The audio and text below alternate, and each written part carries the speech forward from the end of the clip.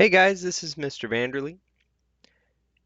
We are going to read part 2 of Tangerine.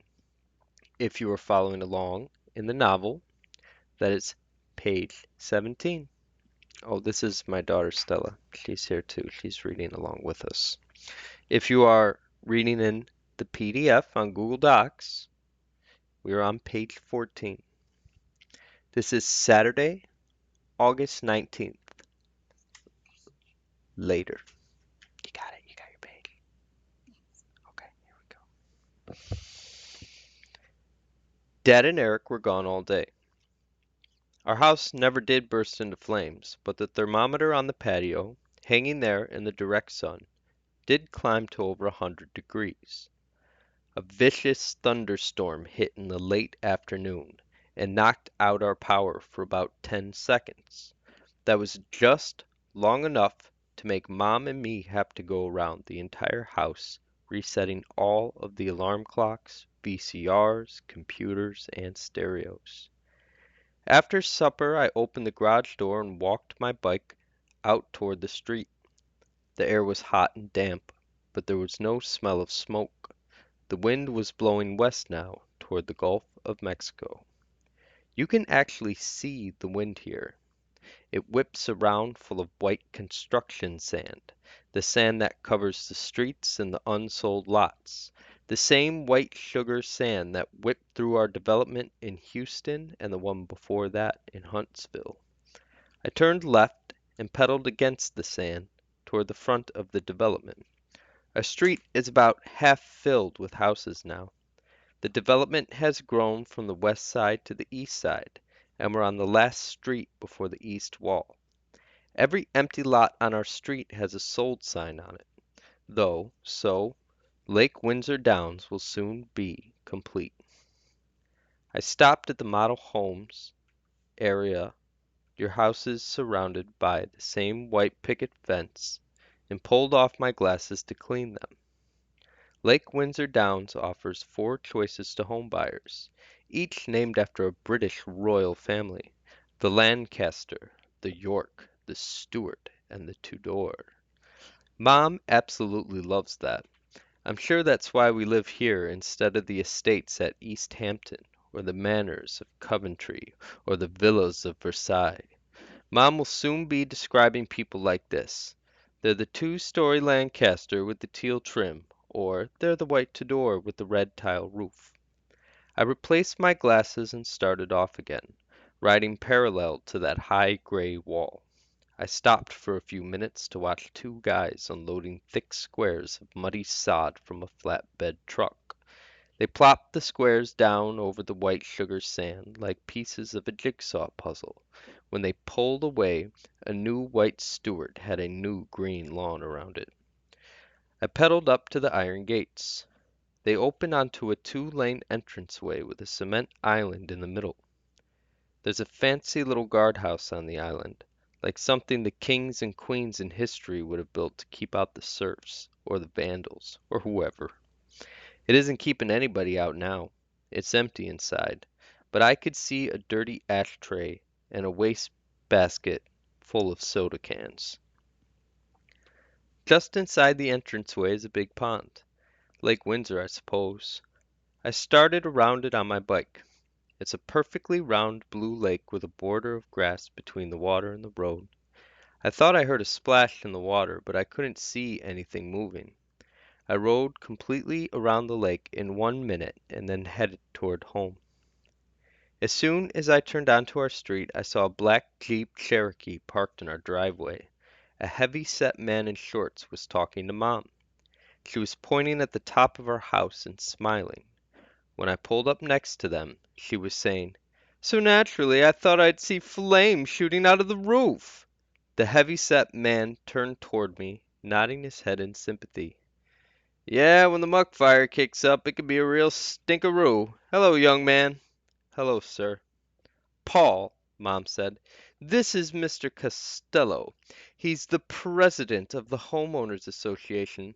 This is my son, Paul." I said, "Pleased to meet you." Mom added, "He lives in the brown and beige Tudor on the west side." I shook Mr. Costello's outstretched hand and said, "I was just up at the lake just now." "Is that right?" he smiled. "Did you see any of the koi?" "The what?" "The fish. Koi. Japanese carp. They look like giant goldfish." "No, no, I thought I heard something, but I didn't see any fish." "You get up there early in the morning and check out those koi. They're really something to see. We had them flown in from Atlanta. Stocked the lake full of 'em." Mom asked, "The lake? Is that Lake Windsor?" Mr. Costello laughed. "I guess it is now. It's not an official lake, it's man-made. Any new development like this has to have a retention pond for storm runoff. We decided to make the lake a centerpiece, a showpiece for our community. We stocked it with koi and added plenty of green space around it for strolling or even picnicking." He reached over and squeezed my elbow. "No fishing though, okay? Those koi are high-priced fish." Just the dad, just then Dad and Eric turned the corner and pulled into the driveway. As usual, when Eric appears, the attention switched from me to him. Dad and Mom started to tell Mr. Costello about what a great football player Eric is, but Mr. Costello was ready for them. He has a football playing son of his own, and he hopped into his Jeep Cherokee to go get him. They all wound up in the great room near the fireplace. I sat on a stool near the kitchen. Mr. Costello's son is named Mike. Mike and his father talked about the football program at Lake Windsor High with a great deal of pride. Mr. Costello pointed out, "We've only had the program for 10 years, and we've already surpassed the program at Tangerine High. No big school football players are coming out of Tangerine High anymore. The Lake Windsor Seagulls are now the dominant team in 3 counties. They're rewriting all the county record books." Dad said, "What position do you play, Mike?" Mike Costello spoke very well, like one of those football guys who made United Way commercials. "Coach Warner and Dad and I made a decision last year. Coach had enough linemen, but he had no backup at quarterback. He'd been working with me, and now I'm number 2 quarterback on the depth chart." Mike's father turned to Mom and explained, "That means he's the backup to Antoine Thomas." But no one in my family needs to be told what "number 2 on the depth chart" means. If Mom had chosen to, she could have explained to Mr. Costello what it really means. As backup quarterback, his son Mike would be handling the snaps and holding the ball for the place kicker, in this case Eric Fisher, a place kicker who can hit with deadly accuracy from 50 yards. If Mom had chosen to, she could have explained to him that Mike Costello's backside would be featured in the local paper often as he held the ball for his new place kicking sensation. But she didn't. Mike was very friendly. He told Eric that he had heard about him already from the coach, and that he was looking forward to working with him. Eric smiled and said, "So, Coach Warner told you that you'll be my holder?" Mike answered, "Coach wants me in there as the holder, so we can have the option whether to kick the ball or we can fake the kick and have me roll out and run or pass." Eric was still smiling, but he said, "Coach Warner knows what I can do. He could send anybody out there to pretend to kick a field goal. When I go out there, it'll be for real." Mike shrugged and said, "That'll be the coach's call, won't it?" Eric locked eyes with him for a second, then backed off. "Yes, of course it will." I thought to myself, way to go, Mike. But I had to admit Eric was right. I've heard Coach Warner talk to Dad enough to know he's counting on Eric to be an impact player, a star. I guess part of that stardom will come at Mike's expense. I could see Mike Costello's future. I could see the Tangerine Times photos of the sensational senior place kicker Eric Fisher and his anonymous holder.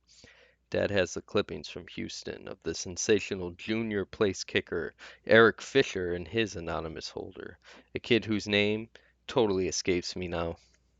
There will be no football glory in Mike Costello's future. But does Mike or his father really care?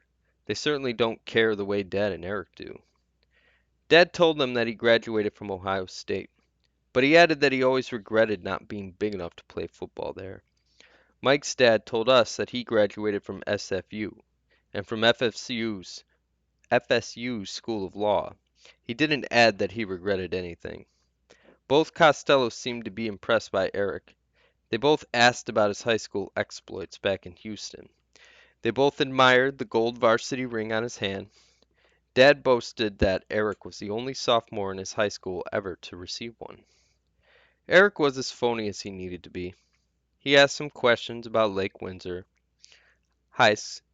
He asked some questions about Lake Windsor High student government and about its National Honor Society. He asked about early acceptance programs at different universities in Florida.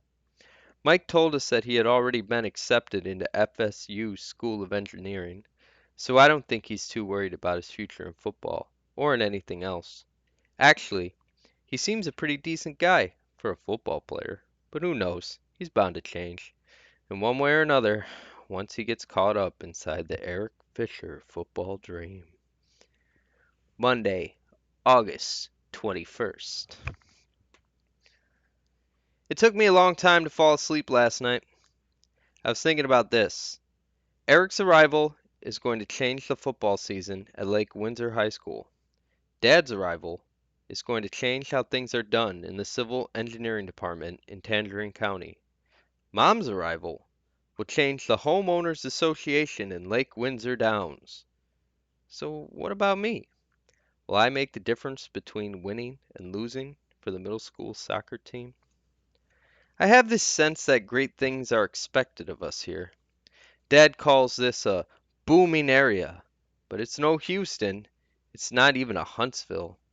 It's like we're major leaguers who've been sent down to a minor league city for a while. We're expected to do great things here and then move back up to the big leagues. I got down to breakfast just as Dad was leaving.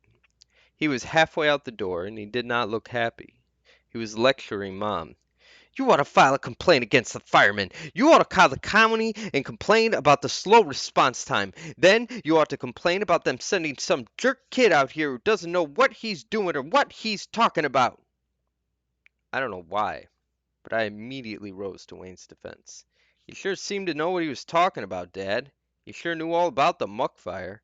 Dad snapped back. No professional shows up 20 minutes late wearing cutoffs. If he worked for me, he'd be fired. Then he was out the door, leaving me with my unanswered questions. Fired for what, Dad? For telling us the truth?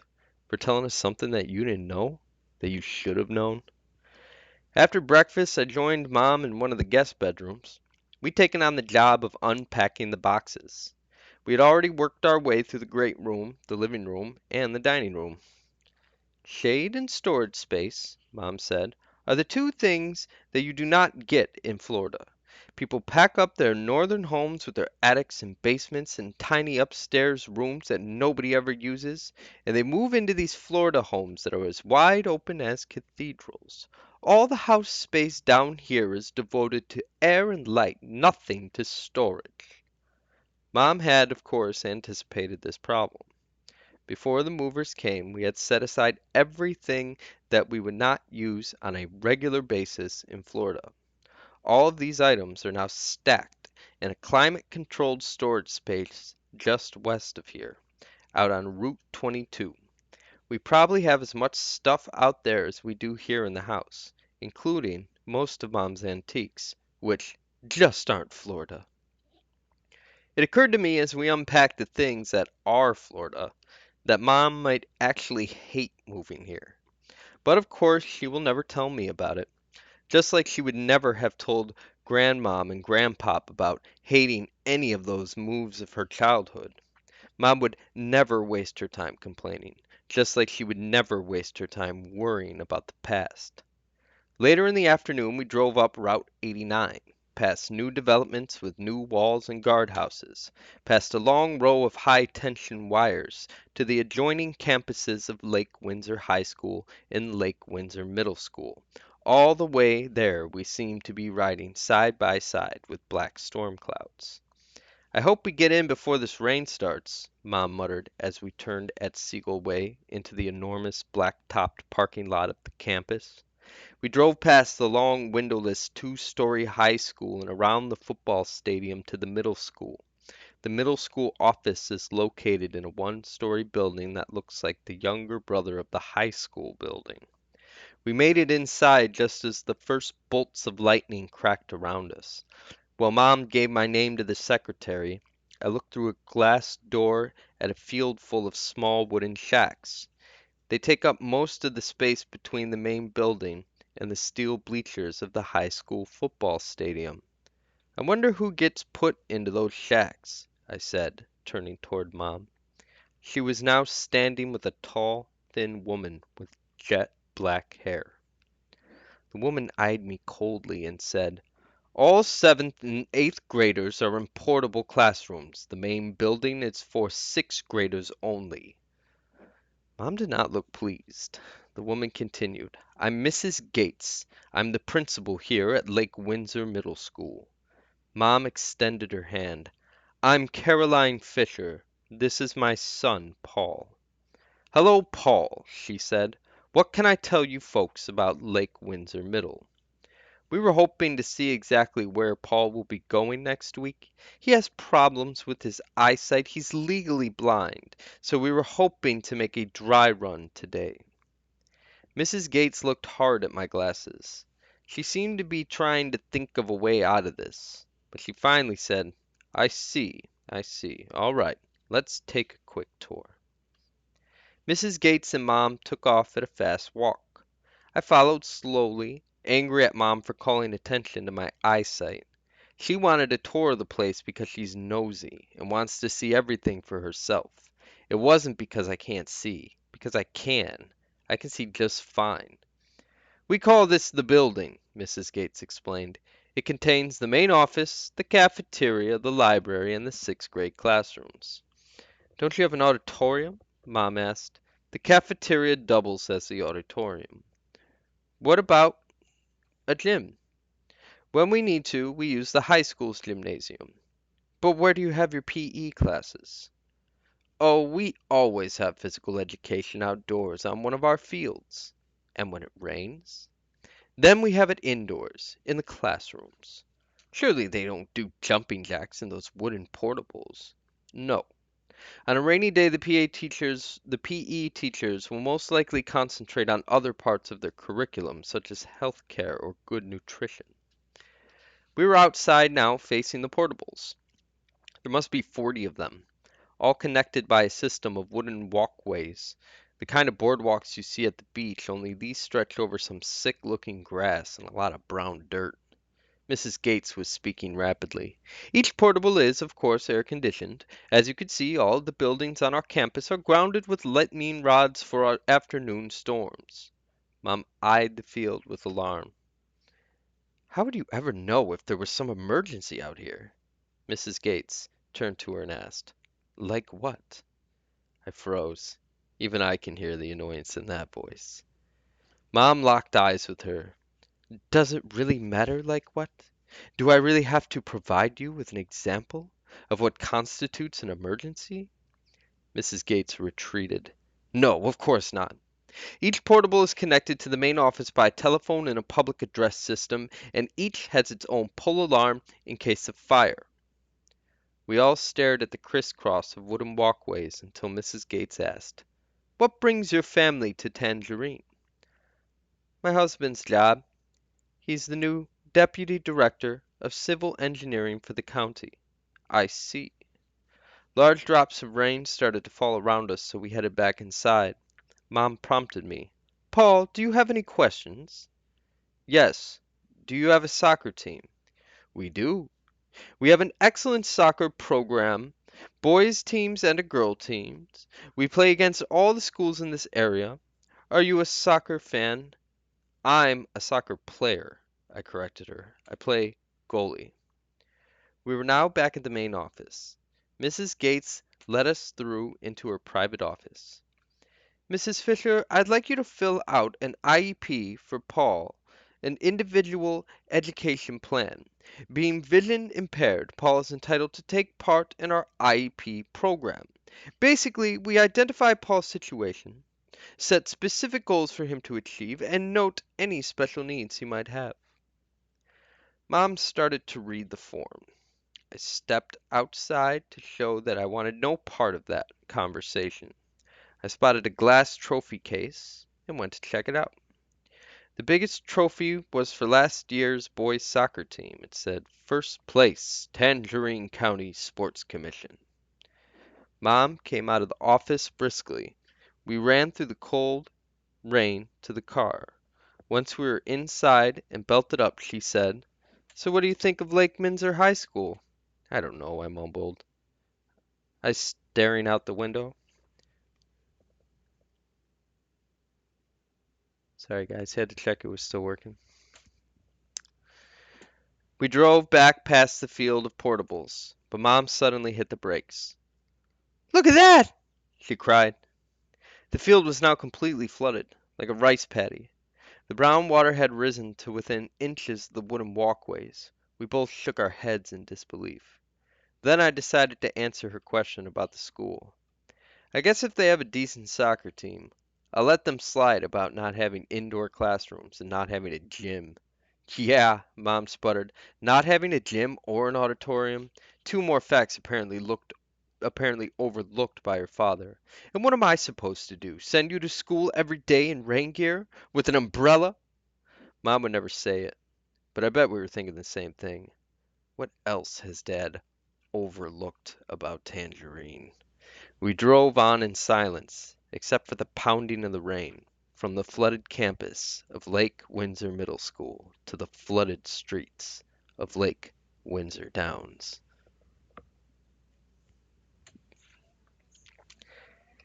Wednesday, August 23rd.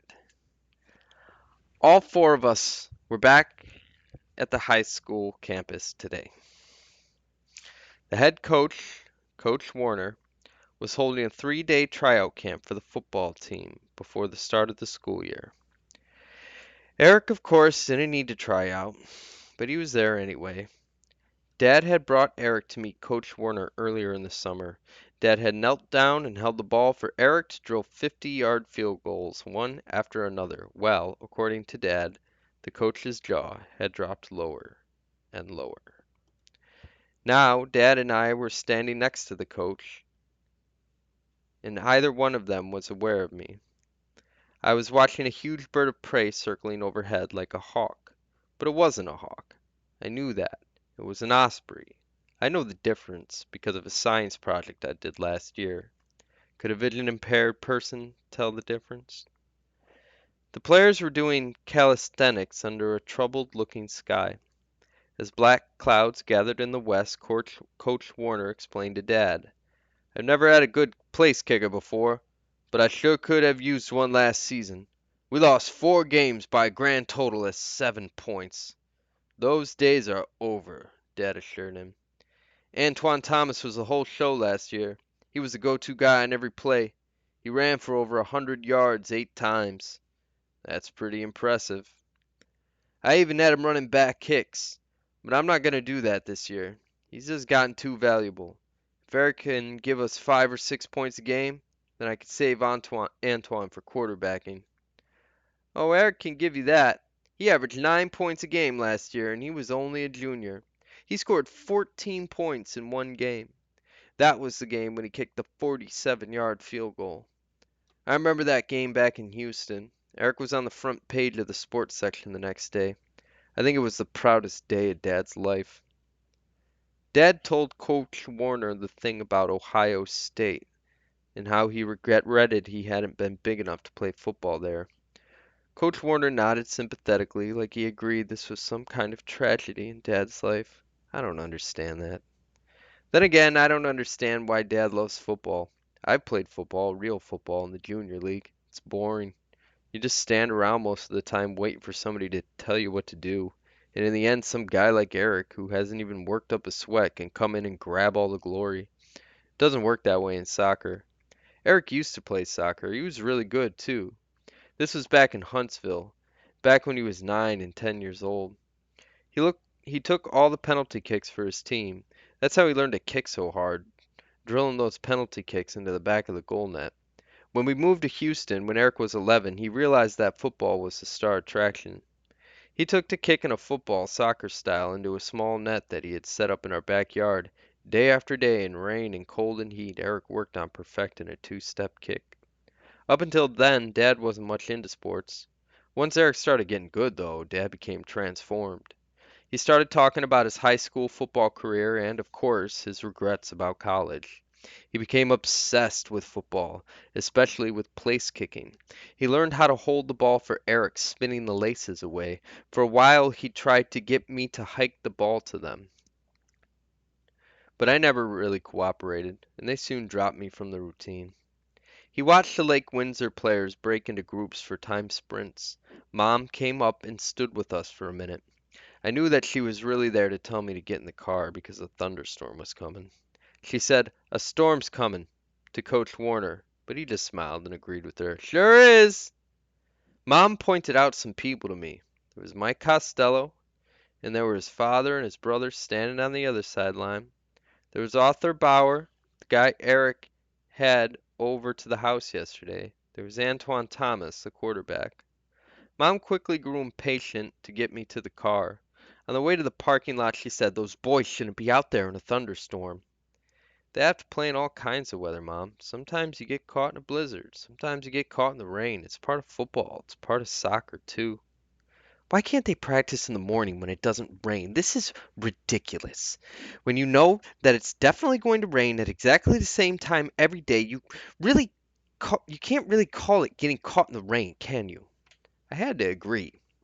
I guess you're right. It's like the afternoon tree watering time around here. But there aren't any trees anymore. We climbed inside the car just as the big drops of rain rapped against the roof. "Look at your father. What is he doing out there?" "I don't know." "He's just going to stand there and get soaked?" "Looks like it." "This isn't Texas. They have their own weather in Florida, and we all need to change our attitudes about it. People shouldn't stand outside in this kind of rain. Just listen to that." The rain was beating down so loud now that it was hard to hear Mom's voice. I sat thinking for a minute and then hollered, "I'll bet the people who used to live here, the people who grew the tangerines, were really happy with this weather. That's why they were here, right? To grow tangerines?" "Do you mean it's nice weather here if you're a duck?" "Yeah, or a tangerine. But now it's all upside down, it's all messed up. The rain clouds show up every day just like they're supposed to, but there aren't any tangerine trees, just people. And the people have no use for the rain clouds, so the clouds go around looking for all the tangerine trees. They can't find them, they get mad, and they start thundering and lightning and dumping the rain on us." I had the feeling Mom knew what I was talking about, but all she would say is, "Clouds don't get mad, Paul." We sat in the beating rain noise for a few minutes, then it abruptly stopped, like some annoying little kid had stopped banging on a pan. The sun came out, and the steaming heat rose up all around us. "Great," Mom muttered. "Now it's sauna time. You need to lighten up, Mom." "Oh, is that right? You're the one getting attacked by disappointed rain clouds? Why don't you lighten up?" Mom looked in the rearview mirror and added, "Look, soccer players!" I turned around, and sure enough, behind the field of portables was a small group heading toward the middle school soccer field. "That's Mike Costello's brother in front. His name's Joey. Go ahead, Paul. Catch up to them. Teach them a few things." "Yeah, maybe I will." I hopped out and followed the group. There were four guys ahead of me kicking a ball around. I walked up and stood right in the goal. Joey Costello said something like, "Hey, how's it going?" Kicked one at me. Then the other three kids fanned out in a semicircle in front of the goal. Caught Joey's kick and rolled the ball out to the next guy so he could take a shot. Caught his kick, rolled it to the next guy, and so on. They weren't very good. Not one of them seemed to know how to kick. They didn't drive the ball with their insteps, they just stubbed it with their toes. I had no trouble stopping everything they kicked at me. I never did hear the name of the other guys, but when they got tired of playing, we walked back together toward the football field parking lot. Joey said, "Are you coming out for the Lake Windsor team?" "Oh yeah, I'll be there." "You gonna play goalie?" "Yeah, how about you?" "Fullback, I guess. I played some goalie last year, but I never got into a game." "When are tryouts?" "I don't know." Joey turned to the other guys. "When are tryouts? Anybody heard?" Everybody shook their heads or said, "Nah." Joey said, "Listen to the morning announcements. They'll tell you when." "All right," I said. "I'll catch you guys later." The four of them continued toward the other side of the field, still stubbing the ball along the ground ahead of them. I saw that Mom and Dad were waiting at the car, so I hustled over there. I said, "Where's Eric?" "He's getting a ride home with Arthur Bauer," Dad answered. How did your soccer playing go? Mom asked. No sweat, I said. As we rode back, I thought about how easy it was and how easy it was going to be. If Joey was the best they could do for a goaltender, then I already had the job. I wondered if he had changed his mind about playing goal again after watching me today. I wouldn't doubt it. I wondered if he saw that a major leaguer was here to play a season or two in the minors. All right, guys, that's it for today. Please take a look at the discussion questions attached to the reading passage and to keep an eye on all the things that we're updating. Don't forget to like and subscribe. Say bye, Stella. Bye.